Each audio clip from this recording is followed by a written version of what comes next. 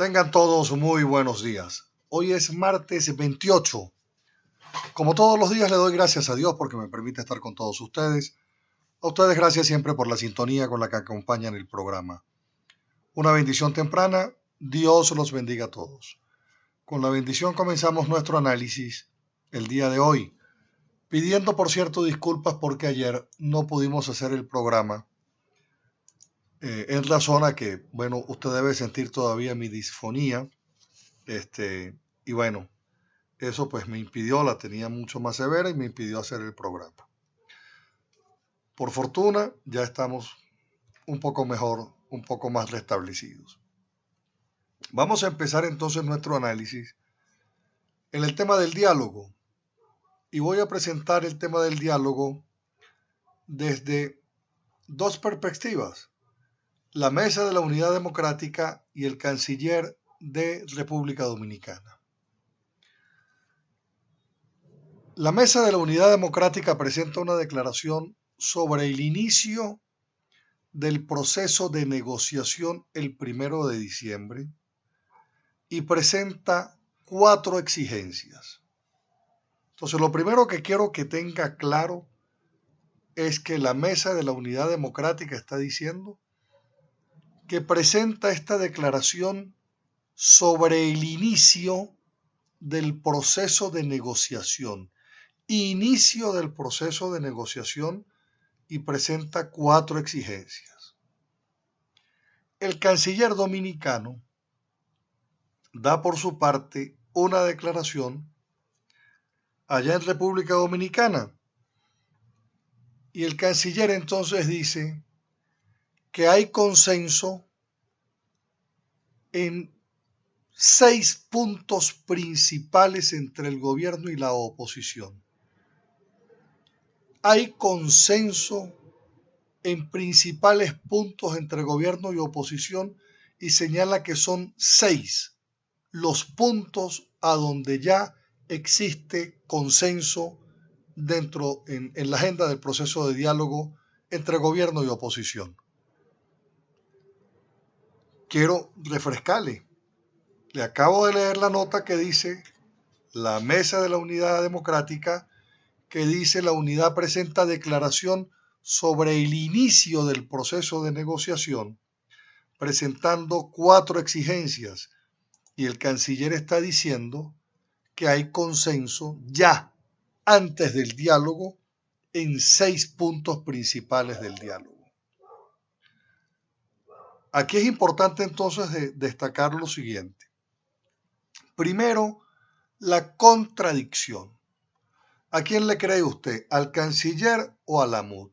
Bueno, pues yo le creo al canciller, porque el canciller está diciendo, mire, aquí ya hay reuniones, ya se ha avanzado y ya hay 6 puntos a donde hay acuerdo, donde hay consenso. Quiere decir que el 1 y el 2 no se va a iniciar el diálogo. Es la formalidad para bendecir lo acordado.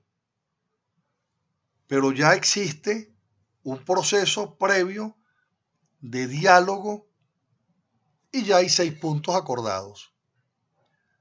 Mi pregunta es, si esto es así, ¿para qué la mesa dice que llevan 4 exigencias al inicio del diálogo? Por favor, si ya se sentaron a dialogar y el canciller dominicano los desmiente diciendo que hay 6 puntos sobre los que ya hay consenso. Por cierto,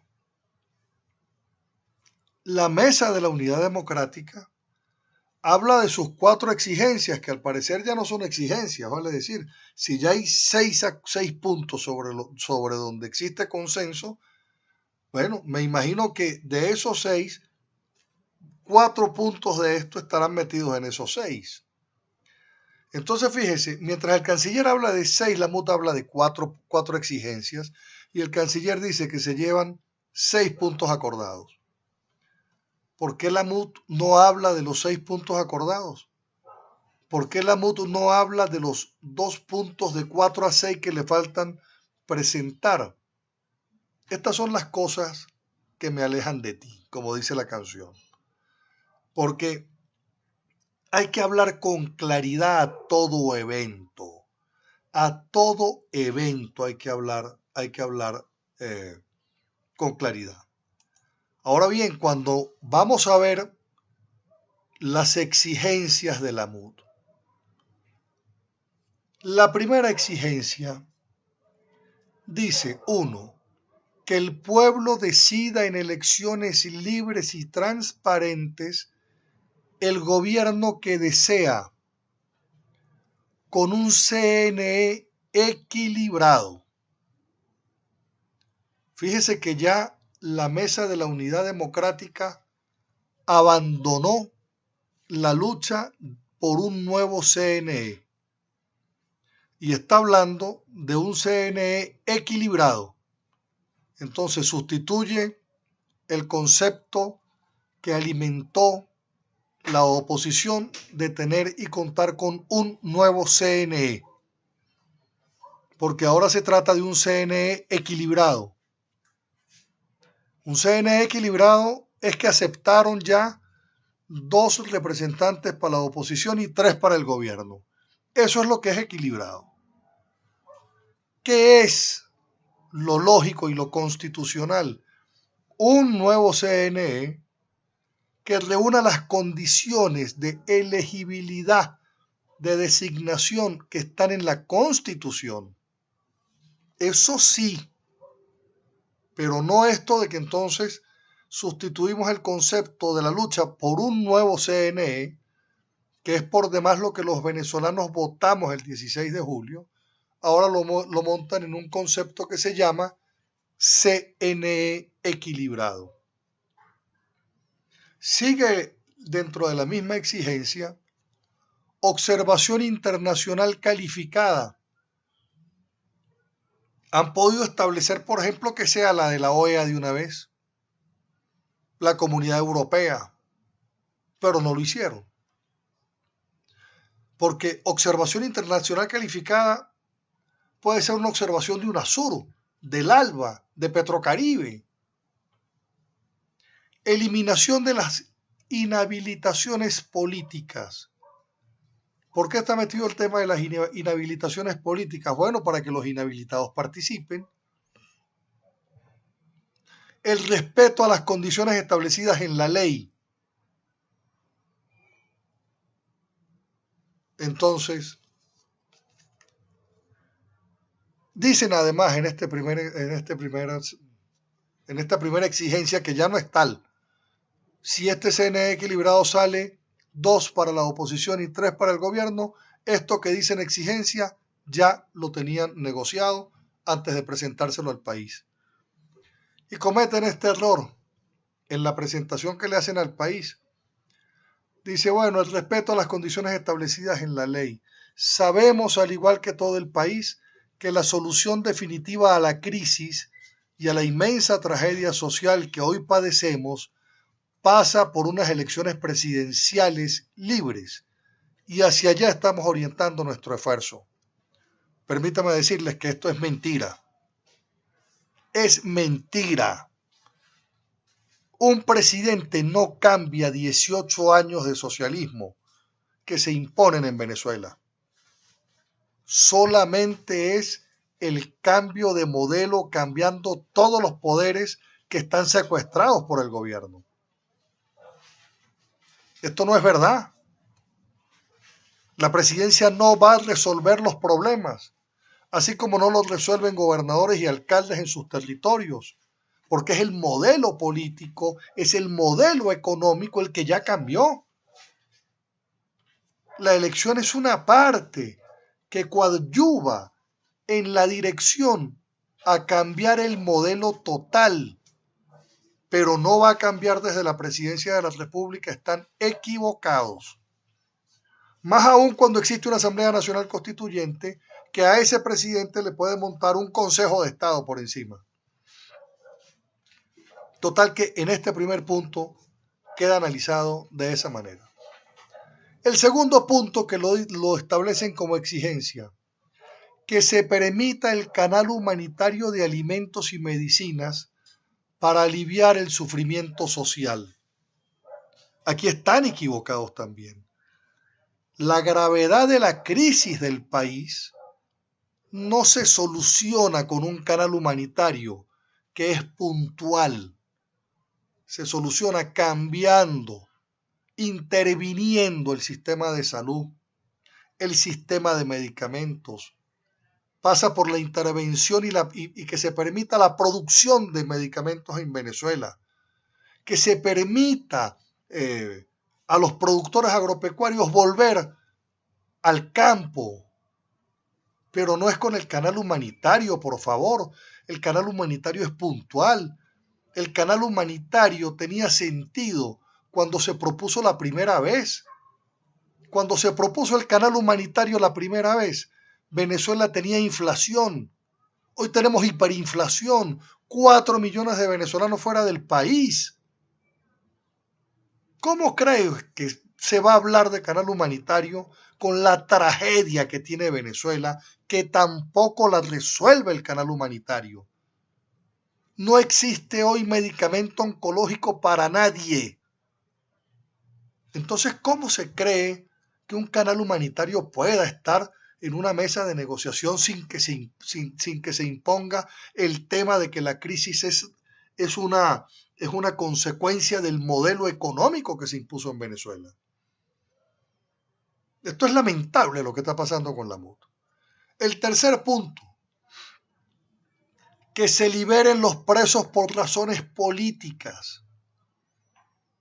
Quiero decir que aquí se dio la MUD al criterio que maneja el gobierno, conforme al cual se deben liberar presos por razones políticas, dice la MUD, pero es que el gobierno jamás aceptó que en Venezuela existan presos políticos.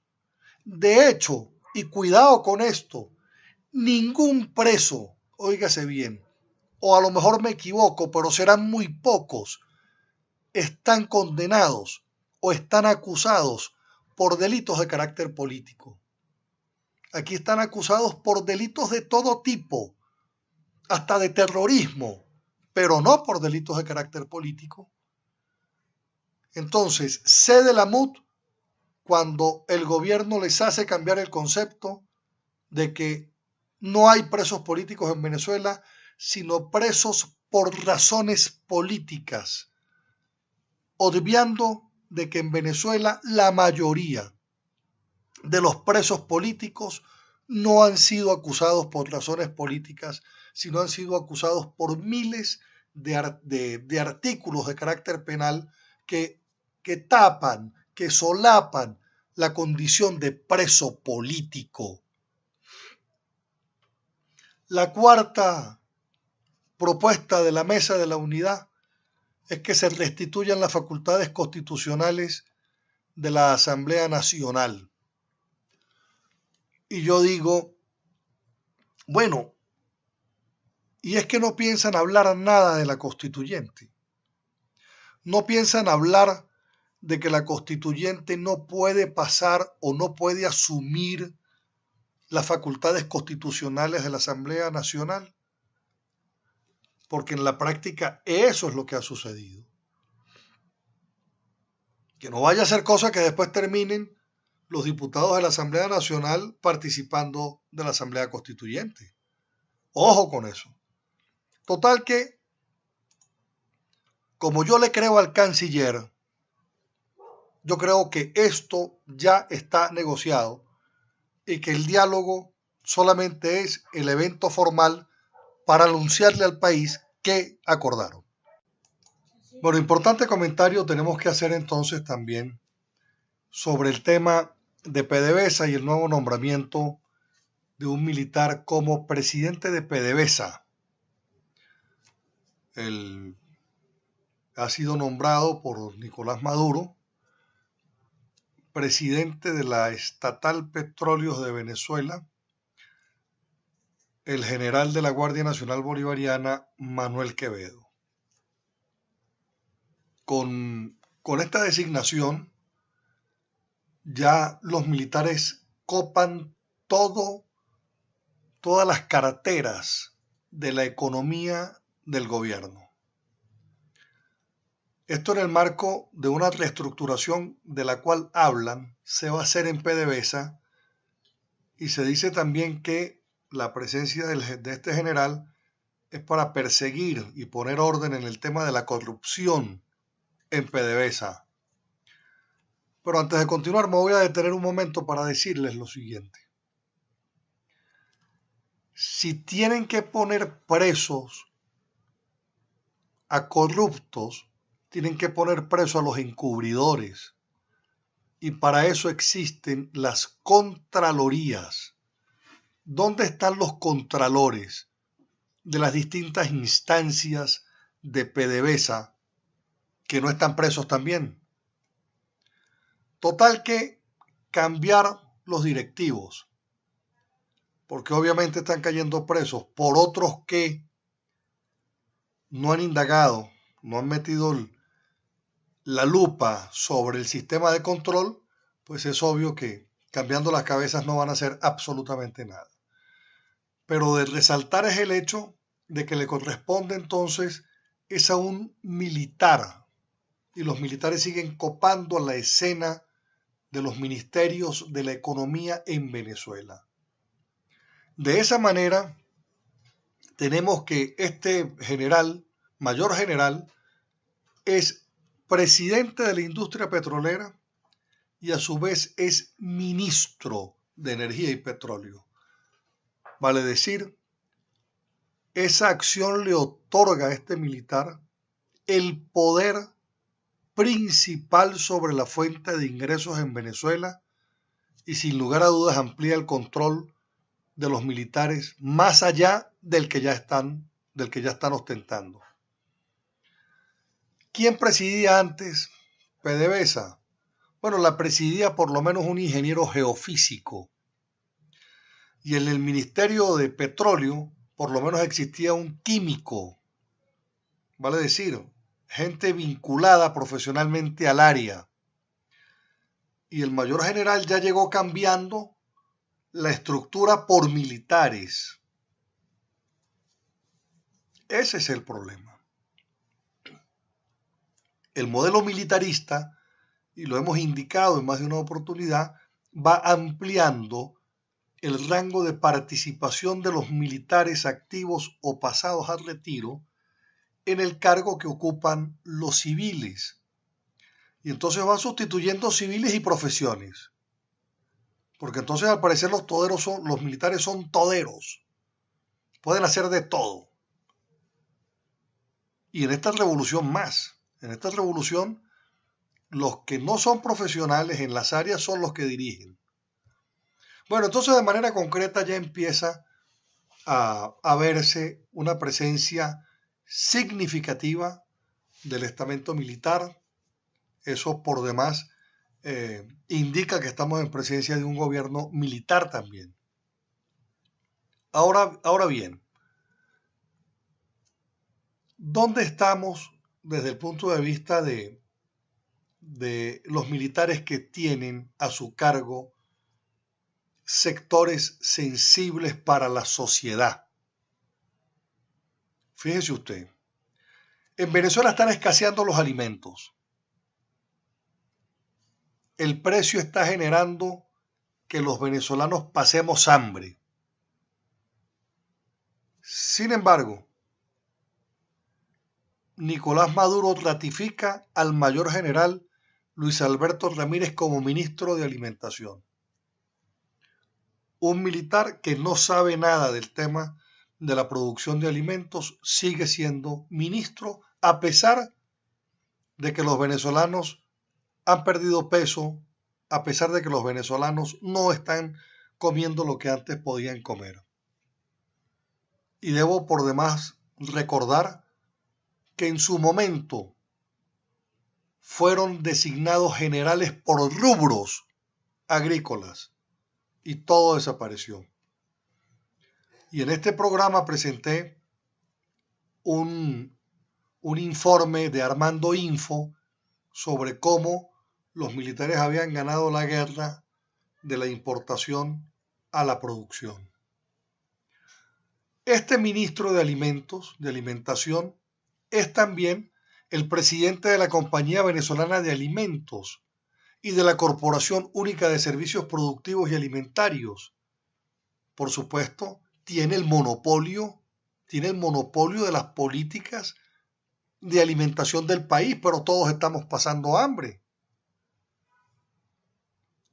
Fue sustituido el ministro de Transportes. Dejó de estar en manos de un militar para pasar a manos de otro militar. Se nombra ahora al ministro de Comercio Exterior a otro militar que fracasó en el Táchira, José Gregorio Vielma Mora. Entonces, todos o una inmensa cantidad de funcionarios que acompañan el gabinete de Nicolás Maduro, el coronel Jorge Márquez, ministro del despacho, el ministro militar también Néstor Leverol, el ministro Vladimir Padrino, el comandante retirado Wilmar Castro, el Ministerio de Agricultura, Productividad y Tierras, el almirante Orlando Maneiro, ministro para Pesca, el otro general Ildemaro Villarroel, ministro del Hábitat y Vivienda, el mayor general Luis Mota en Energía Eléctrica, el almirante César Alberto Salazar, ministro de Obras Públicas, y ahora el ministro de PDVSA, ministro de Energía también. ¿Quién es este personaje? Bueno, hay un Alejandro Conejero, un dirigente social venezolano, publicó en su cuenta de Twitter que este general Manuel Quevedo, general de la Guardia, fue el encargado de la detención de 104 estudiantes en la que fue detenido él el 14 de mayo del 2014. Bueno, se va ampliando la participación militar en un gobierno que dejó de ser cívico-militar para ser 90% militar y muy poco cívico. Vamos al corte.